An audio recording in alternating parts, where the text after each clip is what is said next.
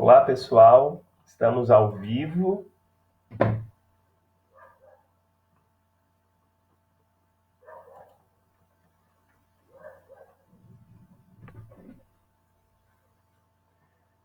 Vocês já estão por aqui?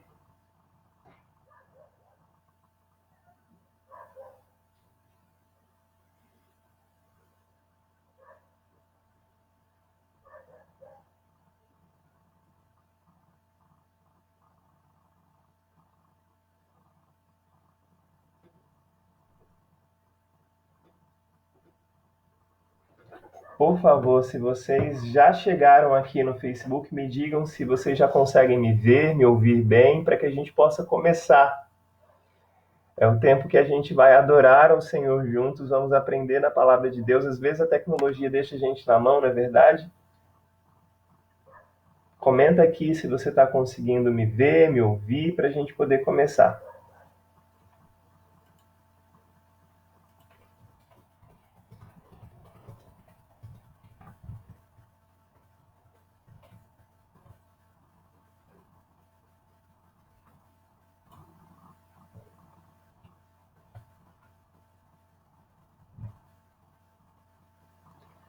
Vocês estão por aqui?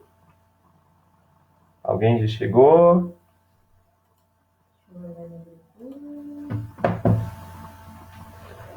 Olá, vocês conseguem me ver, me ouvir bem? Ah, Thiago, que legal, bem-vindo. Edmar, bem-vindo também. Cleri. Isso aí, gente. Deixa eu fechar a janela.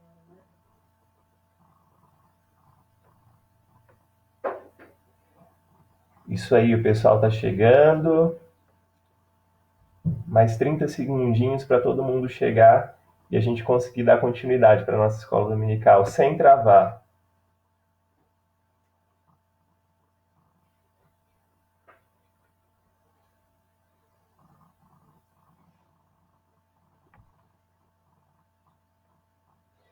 Você que já chegou e que ainda não compartilhou, compartilhe esse link do Facebook no seu Facebook, compartilhe esse link no seu WhatsApp, por favor, para que a gente consiga chegar a mais pessoas, para que mais pessoas da nossa igreja possam ser notificadas de que a gente já está em escola bíblica.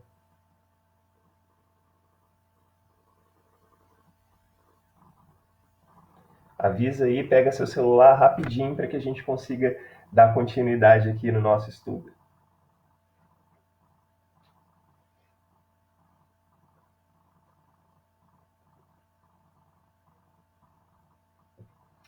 Vamos lá? Bom dia, bem-vindos, Gina, bem-vindo, Luiz, que bom que vocês estão aqui com a gente. Cida, Tereza, Nivaldo, Jéssica, Roseli, Eleni, que bom, tá todo mundo conseguindo. Agora a gente já pode começar, tá todo mundo aqui. Irmãos, que bom estarmos juntos para adorar o nosso Deus. Eu queria começar esse tempo hoje te convidando a cantar. Eu vi que na outra live o pessoal pediu para a gente cantar louvores ao Senhor e a gente vai cantar agora o hino 110 do nosso inário, o inário Novo Cântico, o hino 110A, na verdade. Crer e observar. A Bia está aqui para me ajudar, para ajudar a gente. Vamos lá?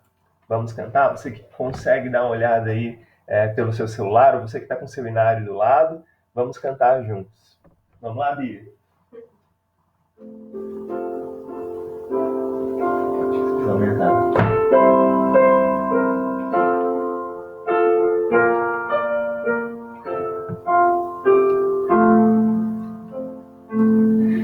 Em Jesus confia, sua lei observar.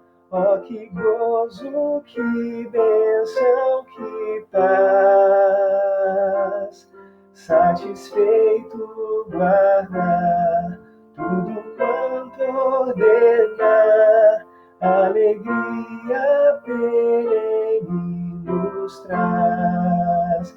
Crer e observar tudo quanto ordenar, o fiel obedece ao que Cristo manda. O inimigo falas, a a calúnia mordaz, Cristo sabe desprestigiar. Nem tristeza, nem dor, nem intriga maior pode o crente fiel abalar. Crer e observar tudo quanto ordena, o fiel obedece ao que Cristo manda. Grande prova de amor, comunhão no Senhor, tem o crente zeloso e leal. O seu rosto mirar, seus segredos privar, é consolo que não tem igual. Crer e observar tudo quanto ordena, o fiel obedece ao que Cristo manda. Resoluto, Senhor, e com zelo e fervor, os teus passos queremos seguir. Teus preceitos guardar, o teu nome exaltar, sempre a tua vontade cumprir. Crer e observar tudo quanto ordena, o fiel obedece ao que Cristo manda. Amém, que bom cantarmos louvor ao Senhor quando a gente crê, quando a gente observa os mandamentos dele. Quando a gente segue, a gente pode desfrutar da paz, da alegria que não tem igual. Vamos orar, vamos pedir ao Senhor por esse momento. A Bia vai dizer tchau pra gente. Ela vai continuar assistindo a transmissão na sala de casa, não vamos deixar ela de castigo aqui de pé. Mas vamos orar ao Senhor, pedindo a Ele direção para esse tempo que estamos tendo aqui. Vocês ainda conseguem me ver e me ouvir bem? Comentem aqui, por favor, façam esse comentário, compartilhem para mais pessoas. Vamos fazer a nossa mensagem chegar para o maior número de pessoas possível. Deixa eu orar com você. Senhor, nós te louvamos, porque nessa manhã linda, nessa manhã tão gostosa, nós podemos nos reunir aqui, virtualmente como igreja, certos de que o Senhor se faz presente conosco, certos de que o Senhor se faz presente em nosso meio.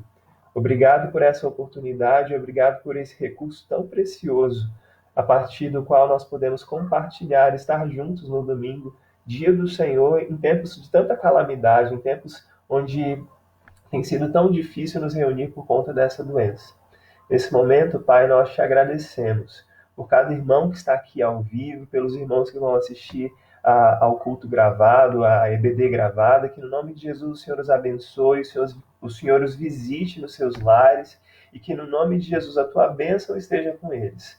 Abençoa-nos nesse tempo de estudo, Senhor, é o que te pedimos em nome de Jesus. Senhor, tem misericórdia também daqueles que têm sofrido no nosso país, daqueles que têm sofrido ao redor do mundo, pessoas que já perderam seus entes queridos por conta desse vírus. Senhor, tem misericórdia da nossa nação, que no nome de Jesus os impactos dessa doença sejam minimizados e que para a glória do nome do Senhor, como nação brasileira, podemos declarar o nome do Senhor, cantando de alegria quando o Senhor visitar a nossa nação, sarar a nossa terra e nos livrar desse mal, ó Deus. Livra o mundo desse mal, Senhor, é o que te pedimos em nome de Jesus. Abençoa-nos. Amém e amém. Vamos lá? Vamos começar o estudo da Palavra de Deus. Nós estamos numa jornada de estudos pelo Breve Catecismo ou Catecismo Menor de Westminster. E hoje nós vamos estudar as perguntas 82, 83 e 84 do Breve Catecismo de Westminster.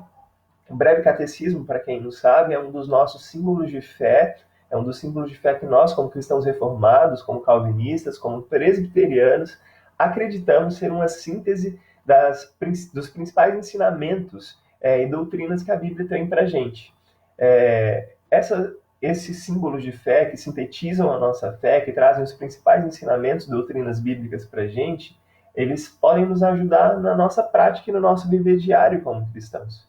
Quando o Catecismo de Westminster, o maior e o menor, quando a nossa confissão de fé foram escritas lá no século XVII, eles foram escritos a fim de nos ensinar a viver na prática as doutrinas que a gente encontra na Bíblia. A Assembleia de Westminster, como eu já falei, aconteceu no século XVII e de 1643 até 1649, durante 6 anos, os melhores teólogos de todo o Reino Unido se uniram na Abadia de Westminster e ali, quando eles estavam preocupados em trazer os ensinamentos sobre a fé reformada, eles se juntaram durante esses 6 anos para poderem estudar as doutrinas, estudar a Bíblia e trazer para a gente essa síntese doutrinária do que a Bíblia fala a respeito de como devemos viver a nossa fé na prática. Enquanto a confissão de fé, que é um desses nossos símbolos de fé, trata desses principais temas teológicos, e o Catecismo Maior de Westminster, ele foi escrito com o objetivo de ajudar a igreja a preparar os seus líderes, os pastores, presbíteros. O Catecismo Menor, o Breve Catecismo de Westminster, que é esse que a gente está estudando na nossa escola dominical já faz algum tempo, ele foi organizado com o objetivo de trazer instrução para os crentes comuns, não para os pastores, não para os líderes. Mas o Breve Catecismo tem o objetivo de trazer instrução para os crentes comuns a respeito daquilo que é base, aquilo que é essencial para a nossa fé. A gente já estudou alguns desses temas ao longo desse um ano e a gente acabou de passar pelas perguntas a respeito dos 10 mandamentos. Na semana passada, o pastor Binho concluiu essa etapa com vocês das perguntas do Breve Catecismo que falam a respeito dos 10 mandamentos, ou seja, as 10 palavras dadas por Deus ao seu povo, por intermédio de Moisés, lá no Monte Sinai. Os 10 mandamentos são conhecidos também como Decálogo, e esses 10 mandamentos, eles representam a lei moral de Deus que é infundida, que é colocada em todos os seres humanos, independente de religião, credo, classe social. Todos os seres humanos receberam a lei de Deus gravada em seu coração, e os 10 mandamentos são a síntese dessa lei de Deus que está no coração de toda a humanidade.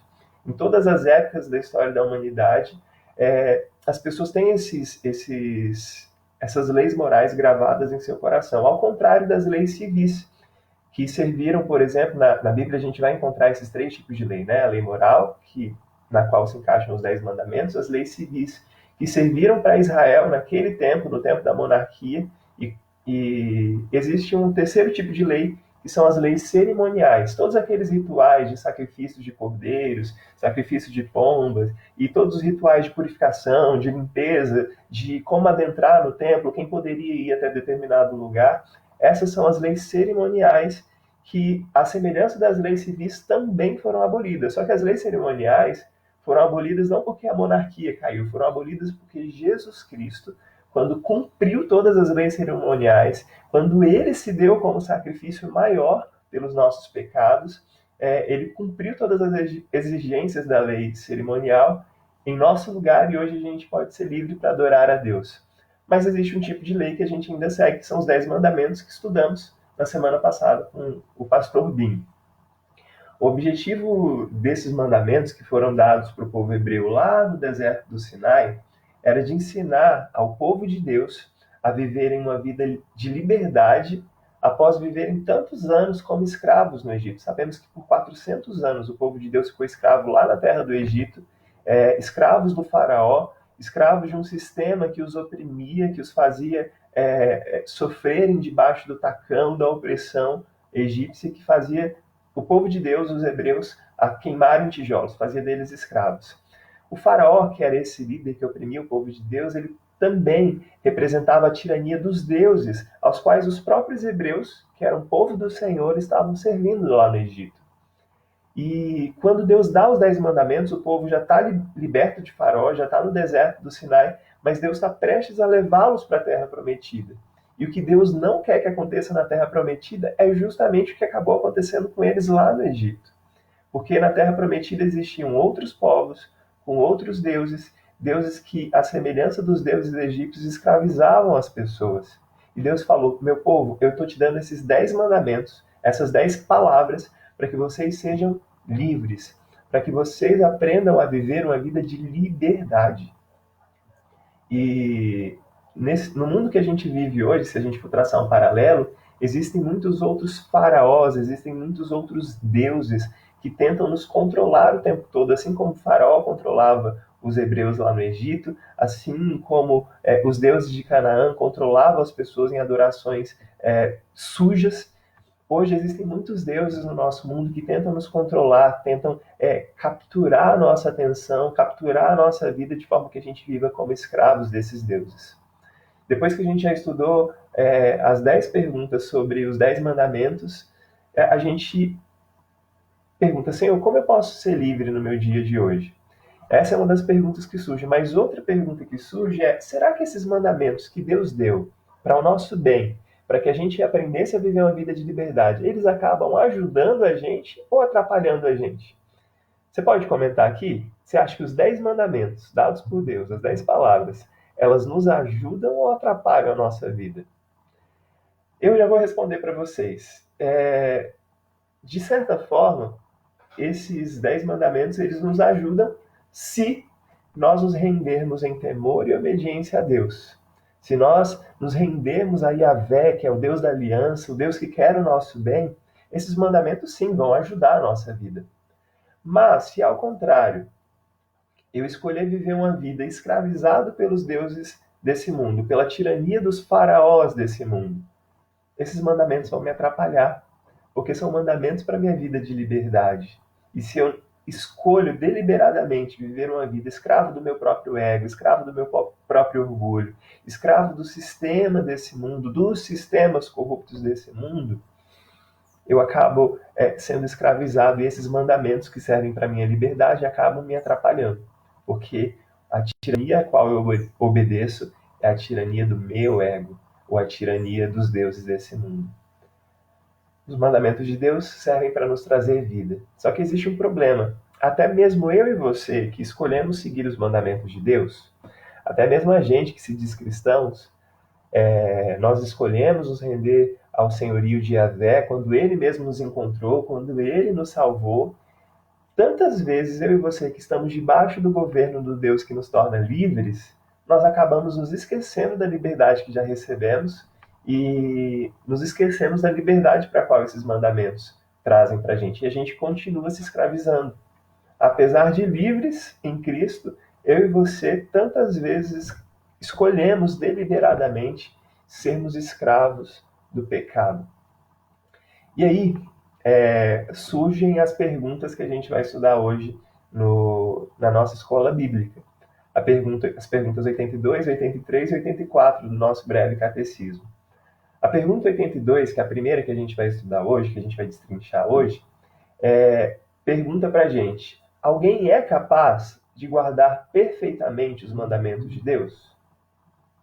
Alguém é capaz de guardar perfeitamente os mandamentos de Deus?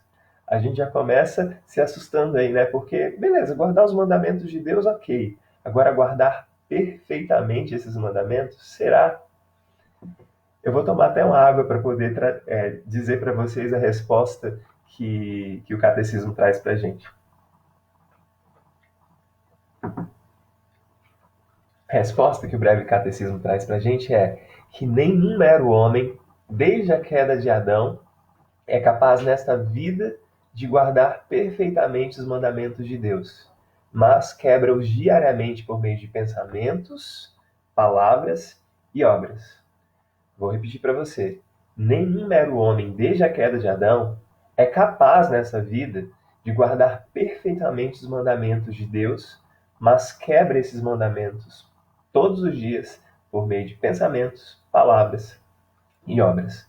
Olha só o que o texto de Romanos, capítulo 3, de 9 a 12, diz pra gente. É um dos textos que os teólogos reunidos lá na Assembleia de Westminster leram e entenderam que corroborava com essa resposta. Olha só o que Paulo diz aos Romanos, em Romanos 3, de 9 a 12. Que se conclui? Temos nós qualquer vantagem? Não, de forma nenhuma, pois já temos demonstrado que todos, tanto judeus como gregos, estão debaixo do pecado, como está escrito: não há justo, nenhum sequer. Não há quem entenda, não há quem busque a Deus.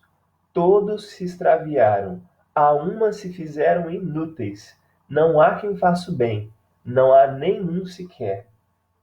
O texto de Romanos não deixa margem para que a gente diga que alguém consegue se safar. O poder do Deus escravizador desse mundo, o pecado, está sobre toda a humanidade.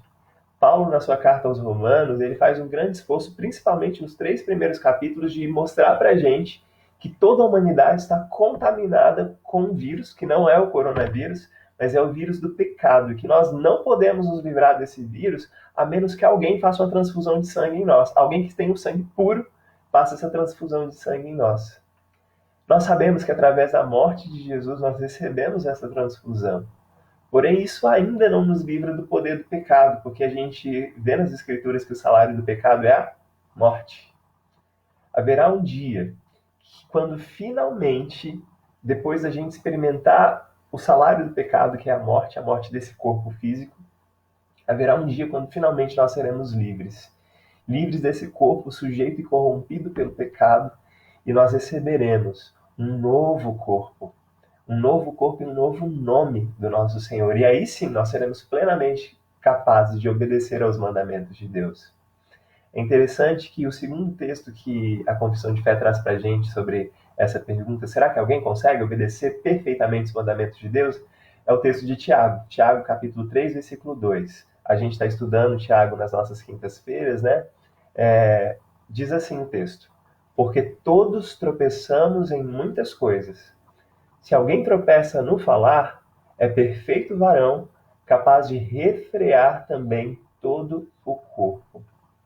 Tiago, essa epístola que a gente já está estudando, ele se preocupa em mostrar para a gente que até mesmo uma parte tão pequena do nosso corpo como a nossa língua é capaz de causar um estrago gigantesco. Essa resposta da pergunta 82 do Breve Catecismo diz que a gente peca por pensamentos, palavras e ações. Ele quer dizer que nós não pecamos somente por aquilo que a gente faz, não só as obras que a gente faz são pecaminosas, mas também pensamentos e palavras podem ser pecaminosos, sim. Eu me lembro de um texto de Jesus em Mateus 12, versículo 34, quando ele está falando a respeito disso, ele diz que a nossa boca fala aquilo que o coração está cheio. O nosso coração, a nossa mente está cheia de alguma coisa, nós vamos falar. O que Jesus queria dizer com isso é que se nós pecamos por palavras, é porque muito antes da gente pecar, por conta das nossas palavras, o nosso coração, a nossa mente já estava em pecado, já estava cheia de maldade, e é por isso que a nossa língua chegou a pecar. Porém, quando a gente chega em Tiago, o que Tiago nos ensina é que à medida que nós vamos nos treinando e tentando dominar a nossa língua, que é esse membro tão pequenininho do nosso corpo, nós vamos crescendo em santidade. Primeiro a gente domina a língua, depois a gente vai fazendo o mesmo com outras partes do nosso corpo, e quando menos percebermos, nós teremos o domínio completo de nós mesmos, a ponto de podermos ser chamados de varões, homens e mulheres perfeitos, como diz Tiago, aquele que aquele que domina a língua, é considerado varão perfeito. E o que é ser perfeito na ótica de Tiago? Isso quer dizer que vai chegar um momento da minha vida que eu vou parar de pecar? Eu vou virar um santo? Eu acho que não é isso que a confissão de fé está dizendo para a gente, né? A confissão de fé, não, perdão. O breve catecismo está dizendo para a gente. Olha só o que a resposta diz: nenhum mero homem, desde a queda de Adão, é capaz nessa vida de guardar perfeitamente os mandamentos de Deus. Ou seja, isso não quer dizer que vai chegar um dia, o que Tiago está querendo dizer, que o que consegue dominar a sua língua se torna varão perfeito, não quer dizer que um dia a gente vai parar de pecar. A gente vai virar santos aqui na Terra, santos no sentido de impecáveis. Mas existem algumas seitas e denominações nos nossos dias que acreditam nisso. Acreditam que é possível, sim, aqui nessa terra, nesse corpo que a gente vive, nós chegarmos a um nível tão grande de santidade a ponto de não pecarmos mais.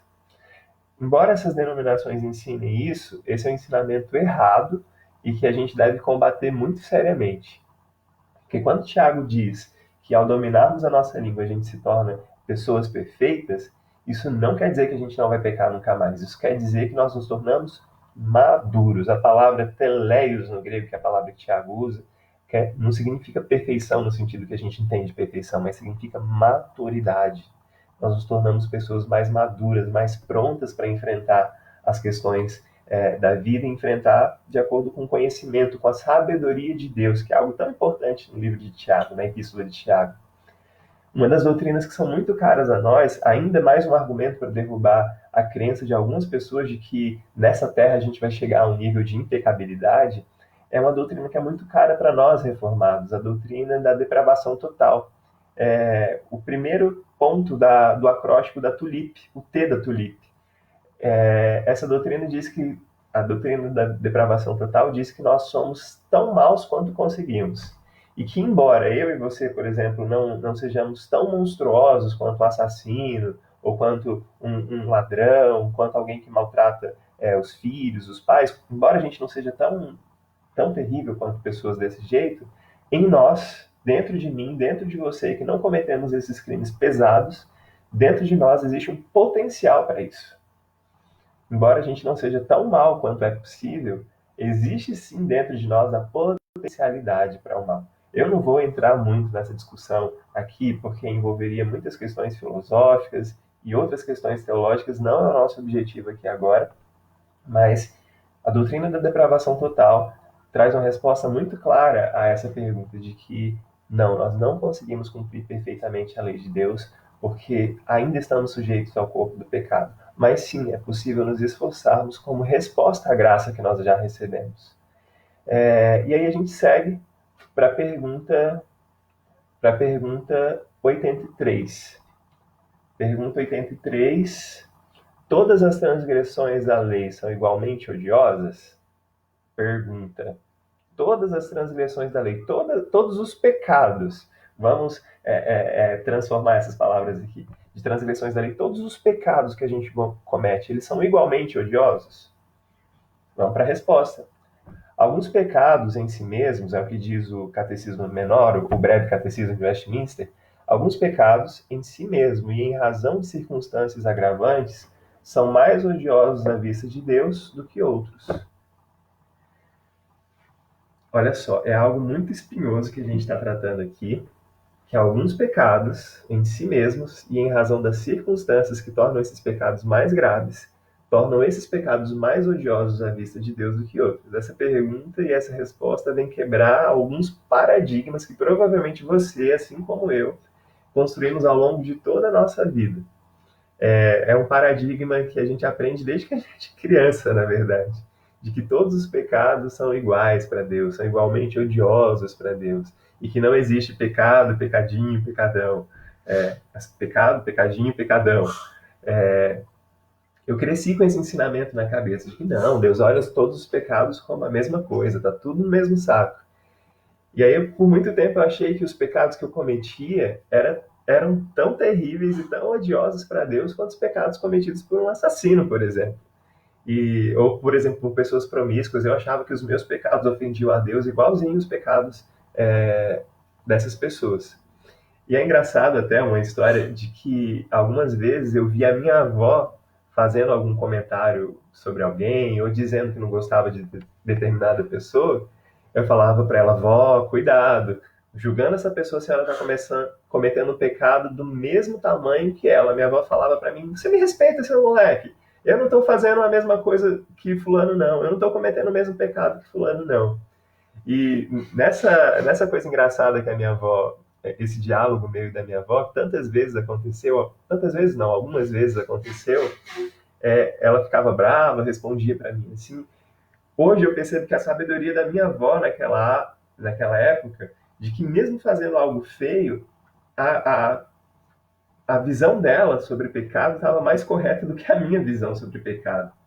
Existem sim diferenças entre pecados. Existem sim para Deus pecados que são mais odiosos do que outros. É diferente sim, por exemplo, roubar algo do que assassinar uma pessoa. Eu não sei dizer para vocês qual é mais odioso para Deus, mas existe sim uma diferença entre roubar e entre matar, entre assassinar alguém. De acordo com os textos que a gente vai ver agora, os textos que o breve catecismo usa para responder essa pergunta para a gente, existe sim tamanho de pecado, existe sim pecado, pecadinho, pecadão, e existem pecados mais e menos graves. E existe até um pecado para o qual não existe perdão. Vamos analisar os textos que estão sendo trazidos para a gente? Salmo 19, versículo 3, é o primeiro dos textos que é trazido para nós. O salmista diz assim: também da soberba guarda o teu servo, que ela não me domine. Então serei irrepreensível e ficarei livre de grande transgressão. Olha só, existe a transgressão e existe a grande transgressão. Mais um texto, o texto de Mateus 11, versículo 24. Esse daqui é um texto muito bom para responder essa pergunta. Olha só o que diz. Digo-vos, porém, que menos rigor haverá no dia do juízo para com a terra de Sodoma do que para contigo. Eu estou vendo aqui que o Tiago mandou uma pergunta para a gente. Isso mesmo, Tiago. O Tiago disse para a gente aqui que, diante da afirmação de que existe dentro de nós uma potencialidade para pecar, Romanos 7,19 é um esforço de Paulo em toda a carta aos Romanos de mostrar para a gente que a gente é pecador, sim. Em Romanos 7,19, Paulo diz que o bem que ele quer fazer, ele não consegue fazer porque ele ainda está sujeito ao corpo dessa morte, ao corpo corrompido pelo pecado, mas o bem que ele quer fazer, ele não consegue fazer. O bem que ele quer fazer, ele não consegue, mas o mal que ele não quer está sempre diante dele. Muito obrigado por lembrar disso, Tiago. Deus abençoe. Gente, por favor, se vocês tiverem dúvidas, mandem para a gente. Se vocês tiverem algum comentário, eu estou aqui dando estudo, mas eu estou lendo tudo, tá bom? Obrigado pela contribuição, Tiago. Mas isso é muito importante, gente, sobre tamanho de pecado, né? A gente está voltando aqui para a pergunta 83. O texto de Mateus 11, 24, que diz que no dia do juízo haverá mais rigor para Sodoma do que para contigo. Quem é esse contigo? Jesus está condenando e denunciando as cidades da região da Galiléia para as quais ele havia pregado, cidades onde ele havia realizado muitos milagres, muitos sinais, e essas cidades não haviam se arrependido dos pecados delas. Existem pessoas, existem cidades que ouvem a pregação do Evangelho e vivenciam, experimentam os milagres de Deus, porém, mesmo vivenciando os milagres que Jesus pode realizar, mesmo ouvindo a palavra de Deus sempre, eles acabam negligenciando e não se arrependendo dos seus pecados. E Jesus, quando chega diante da cidade de Cafarnaum, das cidades, perdão, das cidades da região da Galiléia, Corazim, Betsaida, Cafarnaum, ele vira e fala: haverá mais rigor no dia do juízo para vocês que rejeitaram as minhas palavras e que não se arrependeram do que para Sodoma e Gomorra. E aí, a coisa vai ficando mais séria, porque a falta de arrependimento, quando a gente ouve a palavra de Deus, quando a gente presencia os milagres de Deus, é algo tão terrível quanto algo mais terrível do que os males que Sodoma e Gomorra praticavam. E a gente sabe que Sodoma e Gomorra são cidades que no Antigo Testamento foram destruídas por conta do pecado, da promiscuidade, da violência que havia nessas cidades. Olha que sério é o que Jesus está falando. No dia do juízo, Jesus vai julgar com mais rigor as cidades que não se arrependem, as pessoas, as igrejas, os estados que não se arrependem dos seus pecados. Vai haver mais rigor para essas cidades do que para Sodoma e Gomorra, que eram cidades promíscuas, que eram cidades violentas. Vamos lá, vamos seguir aqui. O que os escritores do catecismo querem nos dizer aqui ao colocar esse texto como uma das referências para a resposta, à pergunta 83? Os escritores do breve catecismo querem dizer para a gente que um coração endurecido a Jesus e às palavras de Jesus, um coração que é endurecido aos milagres de Jesus, é mais odioso para Deus do que a própria prostituição, sujeira e violência. O que os escritores do Breve Catecismo querem mostrar para a gente é que todos os pecados, tanto os cometidos por Sodoma e Gomorra, quanto os pecados cometidos por corações endurecidos, corações não arrependidos, eles vêm de uma fonte: corações endurecidos à palavra. Um pecado nunca vem de um coração obediente. O pecado vem de corações rebeldes, corações desobedientes. No dia do juízo haverá mais rigor para as cidades que rejeitam, porque para as pessoas que rejeitam os milagres e as palavras de Jesus, porque os corações dessas pessoas estão endurecidos, do que para Sodoma e Gomorra, que eram pessoas más. E a gente segue para o próximo texto, o texto de Lucas 12, versículo 10. O texto diz assim para a gente: todo aquele que proferir uma palavra contra o Filho do Homem, isso lhe será perdoado. Mas para o que blasfemar contra o Espírito Santo, não haverá perdão. Gente, aqui também um texto muito sério, um texto cheio de pormenores, é um texto clássico que ilustra bem a pergunta, a afirmação da pergunta 83, né, de que existem sim pecados mais odiosos para Deus do que outros, mas eu não vou entrar nos pormenores desse texto, porque a gente não tem tempo aqui no estudo para poder adentrar nesses pormenores, mas esse texto diz sim, existem pecados mais graves e pecados menos graves. E o que seria esse pecado imperdoável que é o pecado contra o Espírito Santo? O que aqui diz, né, que no texto de Lucas diz que se você pecar contra o Filho do Homem, beleza, tudo certo. Você pode ainda ter perdão, mas se você pecar, blasfemar contra o Espírito Santo, não existe perdão. O que seria esse pecado contra o Espírito Santo? Blasfemar contra o Espírito Santo, nesse contexto de Lucas, é atribuir a demônios a obra que Jesus faz. Imediatamente anterior, Jesus havia expulsado demônios, Jesus havia feito obras da parte de Deus, e quando os fariseus, os escribas, mestres da lei, olham para o que Jesus está fazendo, ele fala, isso daqui é obra de demônio. Ele expulsa demônio no nome de demônio. E aí Jesus, ao olhar isso, ele fala, olha, vocês podem até blasfemar contra mim, mas não podem blasfemar contra o Espírito de Deus. Quando você blasfema contra o Espírito de Deus, esse é um pecado para o qual não há perdão. Não há perdão. O último texto que responde à pergunta 83 é o texto de Hebreus, capítulo 2, versículos 2 e 3.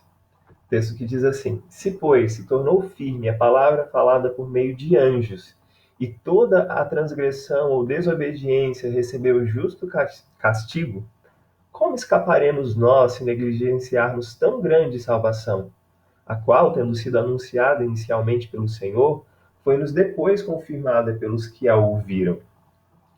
Comentando esse texto de Hebreus, a gente vê que, mais uma vez, o pecado odioso de negligenciarmos e rejeitarmos Jesus. Como nós escaparemos se nós negligenciarmos, se nós rejeitarmos tão grande salvação? Se anteriormente a gente viu que as cidades da Galileia haviam rejeitado as palavras e os milagres de Jesus, aqui nós vemos que há também condenação para aqueles que rejeitam a salvação. Aqueles que rejeitam a salvação.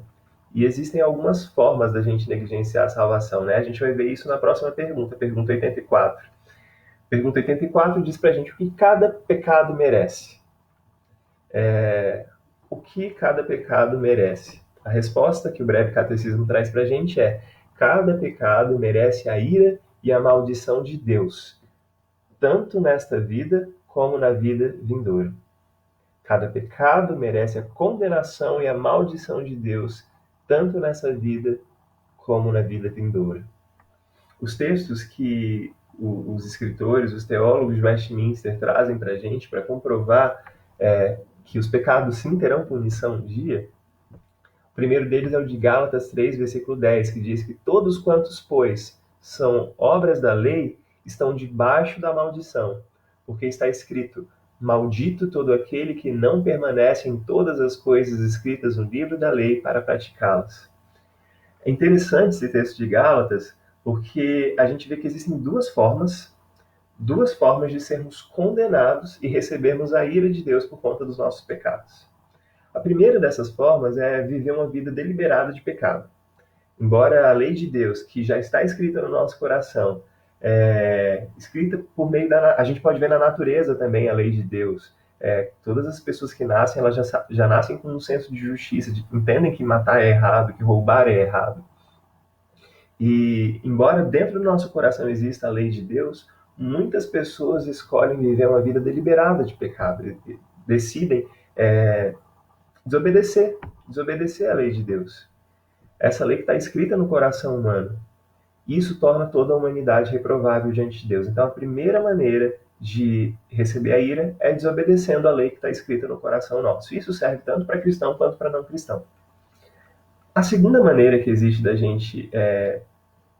gente trazer para nós a condenação de Deus, e é o que o texto de Hebreus está tentando falar para a gente aqui, o texto de Gálatas, perdão, está tentando falar para a gente, é que mesmo reconhecendo que nós somos salvos por Jesus, por sua graça e por meio da nossa fé, a gente continua preso às obras da lei. Mesmo reconhecendo que Jesus me salvou, eu continuo praticando a lei como se a lei tivesse algum poder para me salvar. Se a gente absorve uma religiosidade vazia, se a gente se torna meros cumpridores de regras, se nós nos tornamos meros formalistas, ritualistas, o escritor aos Hebreus diz para a gente no capítulo 6 que aqueles que conheceram a Cristo, mas que se sujeitaram a essas obras da lei, essas pessoas agem como quem estivesse crucificando Cristo novamente. Olha só quão grave é. As duas formas de trazer juízo, desobedecendo a lei de Deus escrita no coração, mas as pessoas que conhecem a Cristo, conhecem o poder da graça de Cristo e que se submetem ao cumprimento das leis cerimoniais, quer que as leis de Israel sejam restabelecidas, essas pessoas que se colocam debaixo da lei, elas não têm poder para cumprir a lei. Só um homem foi capaz de cumprir a lei de forma cabal, que foi Jesus Cristo. Então, se a gente, mesmo conhecendo Jesus, se coloca debaixo das obras da lei a fim de sermos salvos, buscando salvação, isso quer dizer que a gente está tentando crucificar Cristo novamente. E somos passíveis de condenação por conta disso. Tiago, sobre esse mesmo tema, é enfático. É o segundo texto que é trazido para responder essa última pergunta. Tiago, capítulo 2, versículo 10, pois qualquer que guarda toda a lei, mas tropeça em um só ponto, se torna culpado de todos os outros pontos. Meus irmãos, minhas irmãs, Cristo nos libertou. Lembra que os 10 mandamentos vieram para o povo de Israel para eles aprenderem a viver uma vida livre dos deuses e dos tiranos desse mundo? Tiago, quando diz que aquele que guarda a lei, mas tropeça em um só ponto, se torna culpado por todos os outros, porque nós não conseguimos obedecer perfeitamente a lei de Deus. Por isso é importante nós não nos apoiarmos naquilo que a gente sabe fazer, naquilo que a gente pode fazer, nas obras da lei que a gente consegue cumprir, porque não é pela lei, não é pelas nossas obras que nós somos salvos pela graça, por meio da fé em Jesus Cristo. Mas se a gente escolher viver uma vida deliberada de pecado, somos passíveis de condenação. Se, por outro lado, a gente crucifica Cristo novamente, tentando se salvar pelas obras da lei, se a gente tropeçar em um só ponto dessa lei, e vamos tropeçar, nós seremos passíveis de condenação, nos tornaremos culpados por todos os outros.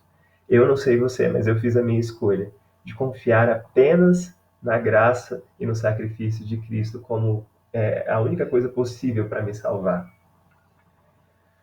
Por fim, a resposta a essa pergunta 84 do Breve Catecismo diz que cada pecado merece a ira e a maldição de Deus, tanto nessa vida como na vindoura.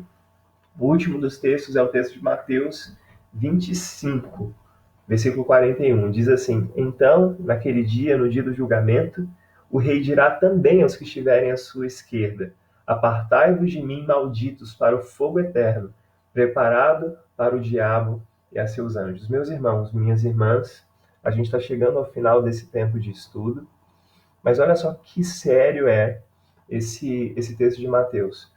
No dia do julgamento, Jesus colocará à sua direita as ovelhas e dirá para elas: vinde benditas de meu Pai. Mas, por outro lado, no dia do juízo, o rei chamará os que estiverem à sua esquerda e dirá: apartai-vos de mim, para o fogo eterno preparado para o diabo e para os seus anjos. Hoje, Jesus se apresenta para mim e para você como nosso maravilhoso Salvador. Jesus se apresenta como um Salvador para aqueles que são tão pecadores quanto nós ou para aqueles que cometeram pecados maiores do que os nossos. Porém, haverá um dia que esse mesmo Cristo que hoje se apresenta para nós como Salvador irá se apresentar para toda a humanidade como juiz e mandará aqueles que não se submeteram ao seu reinado, ao seu poder amoroso de salvação. Jesus mandará todos esses para a condenação eterna. Diante disso, existe uma escolha que eu e você precisamos fazer hoje. Somos chamados a nos arrependermos dos nossos pecados, não sermos como as cidades da Galiléia, Corazim, Cafarnaum. Somos chamados a nos arrependermos e confiarmos o nosso coração e a nossa vida ao maravilhoso Salvador. Qual a sua escolha? Você vai render a sua vida a esse maravilhoso Salvador ou vai esperar que no dia do juízo o grande juiz olhe para você e diga: apartai-vos de mim? Essas são escolhas diante das quais hoje nós estamos. A minha pergunta, a minha oração para você aqui, no nome de Jesus, você escolha as coisas certas, você escolha confiar no poder do Salvador e não na sua capacidade de cumprir a lei de Deus. Todo o mandamento de Deus, toda a lei de Deus é dada para nos manter livres, mas nós não conseguimos por nós mesmos. Essa é a grande lição dessas 3 perguntas do catecismo. Eu oro muito para que você seja abençoado, para que você consiga se render ao senhorio de Jesus Cristo e não confiar nas obras da sua lei, nas obras da lei, nas obras que você pode fazer, naquilo que você pode alcançar com o seu próprio esforço, mas que você confie na graça e na graça somente. Gente, a gente está chegando ao final da nossa transmissão. Eu quero saber se vocês têm mais alguma pergunta, mais algum comentário para fazer. Eu estou aqui com vocês na minha tela do lado e eu quero saber se existe alguma pergunta, se eu posso sanar alguma dúvida. Se eu não puder aqui agora, depois eu vou responder o seu comentário, respondendo ao seu questionamento. Eu estou vendo aqui que ninguém está digitando nada. Pelo visto, ninguém ainda tem dúvida. Irmãos, que bom estarmos juntos aqui. O YouTube não deu certo agora de manhã, mas que bom que a gente conseguiu se encontrar aqui pelo Facebook. O nosso culto à noite vai ser transmitido pelo YouTube. Ele já deve estar sendo subido para lá e provavelmente a gente não vai ter problema com a transmissão à noite. Espero que não. Eu te encontro às 7h30 no nosso horário de culto normal pelo YouTube. O link vai ser postado aqui no nosso Facebook, vai ser postado no nosso grupo de WhatsApp e eu aguardo vocês lá. Mande esse link, compartilhe essa live com as pessoas que estão no seu Facebook, compartilhe com seus amigos, com sua família e vamos permanecer juntos todas as quintas às 8 horas, domingos 9h30 da manhã e às 19h30. Um abraço para vocês, Deus abençoe e oremos juntos. Hoje é dia de jejum e oração proclamado pela nossa igreja. Vamos nos juntar aos nossos irmãos de tantos lugares. A Jéssica está pedindo para a gente cantar um cântico ou um hino no encerramento. Deixa eu ver se a Beatriz está aqui. Bia? Bia? Eu acho que a Bia tá lá dentro assistindo a live. Olha só lá, Silviane, tudo bem? Gente, Deus abençoe vocês. Marquinho, Jéssica, não vai dar para cantar agora. Mas à noite nós teremos sim cânticos espirituais, nós teremos hinos. Vamos louvar ao Senhor às 7h30. Esteja com a gente. Abraço.